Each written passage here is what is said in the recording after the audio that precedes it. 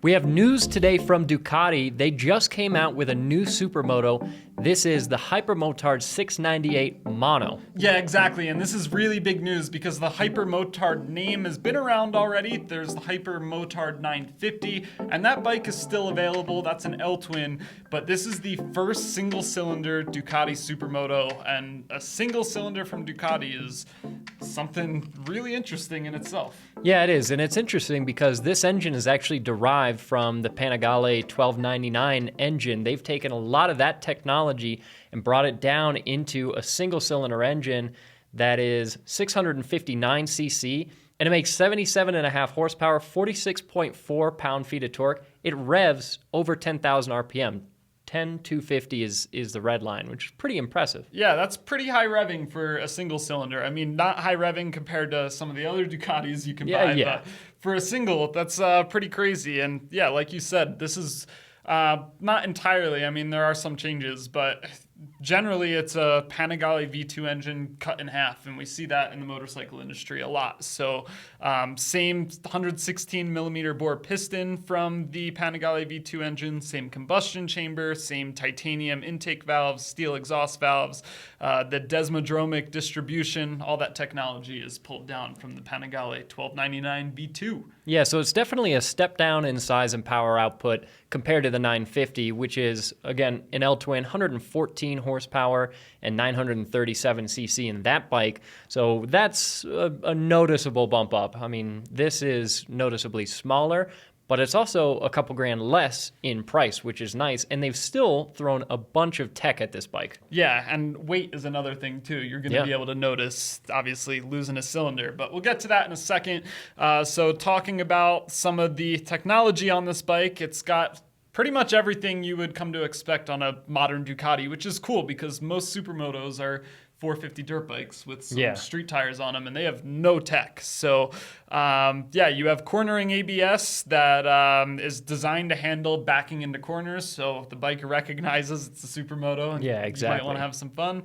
It also has traction control, a wheelie control, a power launch mode, and an accessory quick shifter. And if you get the more premium model, which we'll again talk about at the end, it comes standard with the quick shifter. You also get a lot of nice components as you would expect on this bike. You've got 45 millimeter fully adjustable aluminum forks, and you've got a fully adjustable monoshock in the rear.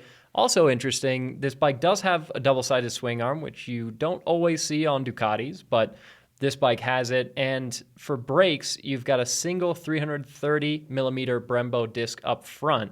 So it's not a dual disc like a lot of Ducatis are, but still Brembo. So again, nice components. Yeah, and again, going back to the lightweight factor of the bike, I'll tell you the weight, 333 pounds. That's wet, but with no fuel. You don't need a ton of braking power to stop a bike that's just over 300 pounds. I mean, you are going to be going pretty quick on this. It is a bike, obviously, that is going to be seeing some track time probably. But I think that the single-sided disc is probably going to do fine. We'll see. So the wet weight of a bike, like oil and the other fluids, but no fuel, would that be like the damp weight?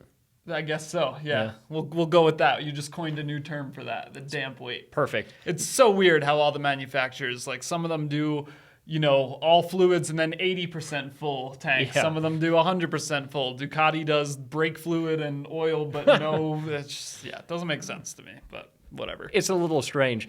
The other thing that's kind of strange is the fact that this bike has a lot of really cutting-edge tech on it, but it's also rocking a 3.8-inch LCD screen. So it's not a TFT.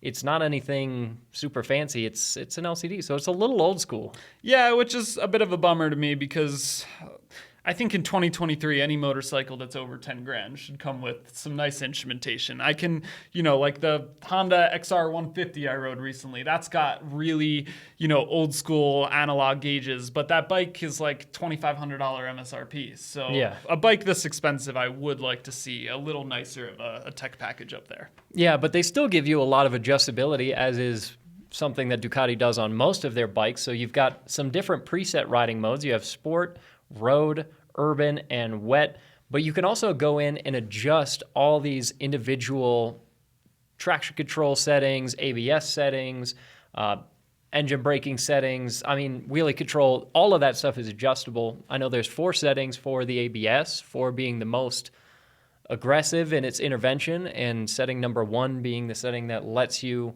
be a little bit more aggressive in your riding, so you can slide the bike around.